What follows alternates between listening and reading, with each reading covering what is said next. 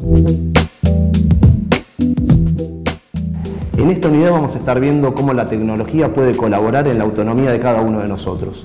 En particular, en esta primera parte vamos a pensar en qué herramientas cotidianas tenemos al momento de diseñar diferentes tipos de apoyos para brindar mayor independencia. Si pensamos en elementos cotidianos como son cualquier cosa que nosotros vemos en nuestra casa, podemos imaginarnos lo primero que es cómo abrir la puerta, ¿no? Digamos, desde lo que tiene que ver con la forma, la altura a la que se encuentran los enchufes, la altura a la que se encuentran las diferentes teclas de las luces. Si pensamos en un usuario, por ejemplo, en silla de ruedas, todos estos elementos serán criterios al momento de diseñar facilidades de acceso a nuestro hogar. Pero hay otras herramientas. Si pensamos en el caso de lo que se conoce como Internet of Things, es decir, Internet de las cosas, es cómo la tecnología o la alta tecnología puede incorporar nuevas herramientas, por ejemplo, para brindarle autonomía a una persona. Son los casos de detectores inteligentes de humo o de incendio para notificar a familiares que esa persona, por ejemplo, que puede tener una discapacidad mental y está sola en su casa, ha tenido un episodio o algún tipo de accidente. Lo mismo que en relación a pérdidas de gas. Si tenemos también en cuenta cuestiones vinculadas con el control automático del entorno, es decir, si una persona no puede abrir la heladera, ¿qué herramientas hay para que, por ejemplo, desde distintos elementos podamos justamente realizar apertura y manejo de distintos ámbitos? Si pensamos en actividades cotidianas como es vestirnos, por ejemplo, y pensamos en cómo una persona con ceguera puede elegir el color de su ropa, puede elegir qué ponerse en función de sus intereses, de su propia elección, hoy hay diferentes tecnologías que permiten reconocer los colores de la ropa, sea a través de dispositivos autónomos o de aplicaciones en dispositivos móviles como celulares o tablets. De esta forma, una persona con ceguera, por ejemplo, podría elegir el color de su ropa y tomar su propia decisión y no ponerse, por ejemplo, siempre el mismo tipo de vestimenta.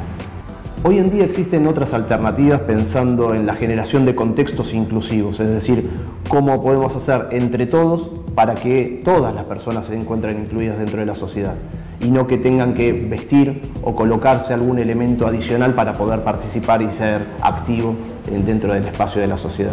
En este caso les voy a hablar de los sistemas de audio accesible o aro magnético. Si pensamos en aquellos usuarios que son hipoacúsicos, es decir, que tienen una disminución auditiva, hay una forma de generar contextos inclusivos.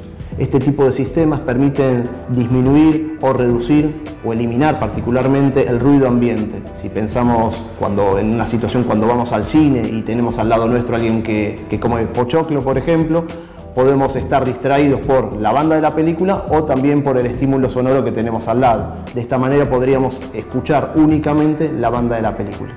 Pero no solo sirve cuando vamos al cine, sino que también podemos utilizar este tipo de sistemas pensando en el ámbito de la cultura, como el teatro, o en diferentes tipos de actividades, como en el caso de un centro cultural, o en otros ámbitos, sean laborales o educativos.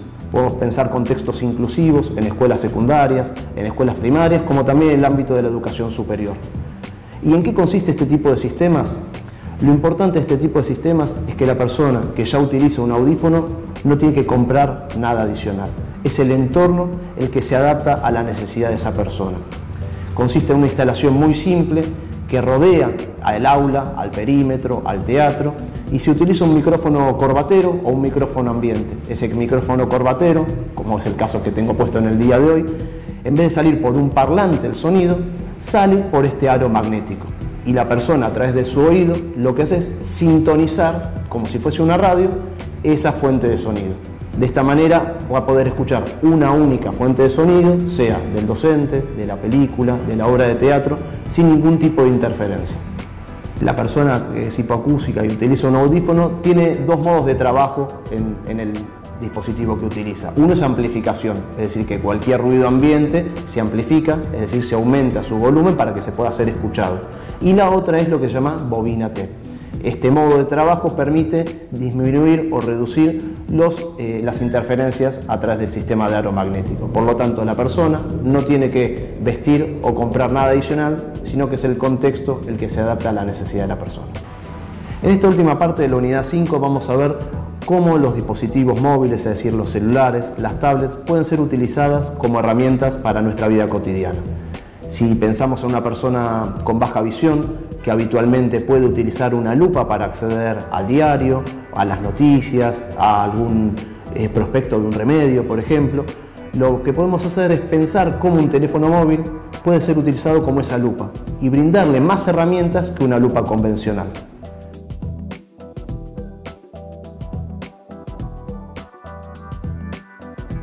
Este tipo de aplicaciones, por ejemplo, permiten sacar una foto y magnificarla para que ya directamente esa foto quede guardada en mayor tamaño.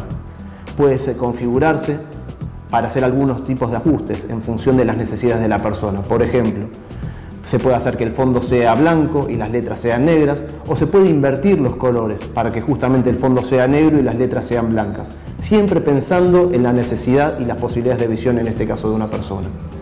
Otras herramientas complementan este tipo de aplicaciones pensando en poder reconocer el texto que aparece en un prospecto, que aparece en el diario, que aparece en un apunte de la facultad, a través de lo que son las técnicas de reconocimiento óptico de caracteres o OCR.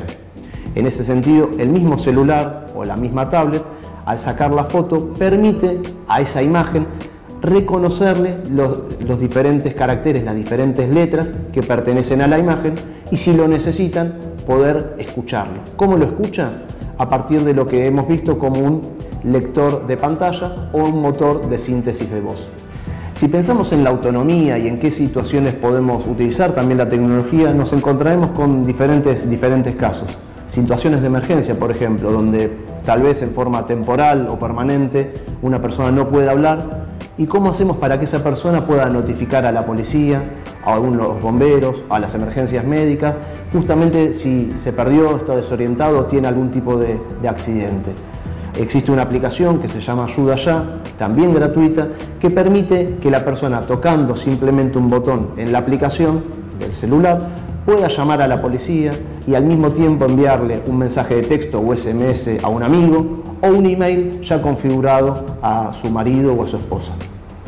Otras herramientas en ese sentido permiten determinar dónde se encuentra una persona. Si pensamos justamente en jóvenes, tal vez con síndrome de Down, que están ganando autonomía en la vida cotidiana, saliendo a la calle, haciendo mandados o compras, ¿y cómo podemos hacer si esa persona se desorientó o se perdió? Bueno, la misma aplicación tiene la posibilidad de indicar dónde se encuentra esa persona y que su papá, su mamá, un amigo reciba la dirección en la que se encuentra. ¿Cómo toma esta información? A partir de lo que es el GPS del dispositivo móvil, sea el celular o la tablet. Y en ese sentido, en el sentido de poder ganar autonomía, ganar mayor independencia, podemos pensar en lo que tiene que ver con el manejo del dinero. El manejo del dinero para personas con discapacidad intelectual es un punto central. Si queremos que justamente puedan tener autonomía, también tienen que tener autonomía en cualquier actividad que desarrollen. En ese sentido, existen programas que permiten entrenar situaciones de la vida cotidiana en forma previa. ¿Para qué? Para eliminar frustraciones o reducirlas al menos, para tener en cuenta ciertas situaciones que pueden darse en la vida real y trabajarlas en la casa o en un consultorio, dependiendo del caso. Por lo cual nos permite tener una billetera virtual, tocar los billetes dentro de nuestra aplicación y, a partir de cargar esa billetera virtual sin ningún tipo de riesgo, ir a hacer las compras a un supermercado virtual. Este supermercado va a tener algunas características, no va a tener 20 góndolas como podemos encontrar o más en diferentes hipermercados, sino que lo que va a contar es con un entorno reducido, con 4 góndolas, con algunos productos, donde esos productos no solamente se puedan ver, sino que se pueda leer su nombre y, además de leer, puede escucharse su nombre, atendiendo a los diferentes estímulos que puede llegar a necesitar una persona para poder intercambiar información o comunicarse.